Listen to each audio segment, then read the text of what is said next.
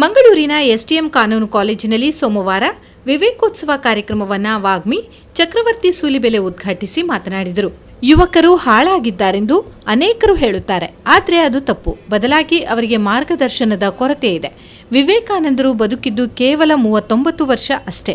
ಅವರು ಯುವಕರ ಕಣ್ಮಣಿ ಎಂದರು. ಅವರು ನಿಧನರಾಗುವ ಸಮಯದಲ್ಲಿ 2 ದೊಡ್ಡ ಆಸೆ ಇತ್ತು. ವೇದಕ್ಕೋಸ್ಕರ ವಿದ್ಯಾಲಯ ಸ್ಥಾಪನೆಯಾಗಬೇಕು, ಹೆಣ್ಮಕ್ಕಳಿಗೆ ಶಾರದಾ ಮಠದ ಹೆಸರಿನಲ್ಲಿ ಮಠವೊಂದು ಸ್ಥಾಪನೆಯಾಗಬೇಕೆಂಬ ಕನಸು ಅವರಿಗಿತ್ತು ಎಂದರು.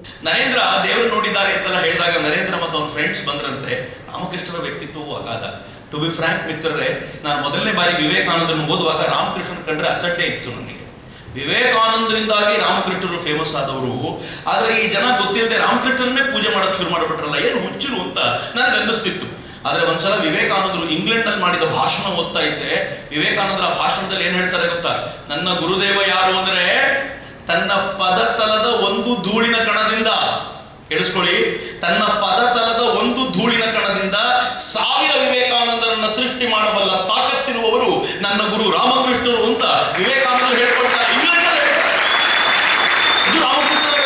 ಕಾಲೇಜಿನ ಪ್ರಾಧ್ಯಾಪಕರು, ವಿದ್ಯಾರ್ಥಿ ಸಂಘದ ನಾಯಕರು ಮತ್ತಿತರರು ಈ ಸಂದರ್ಭ ಉಪಸ್ಥಿತರಿದ್ದರು.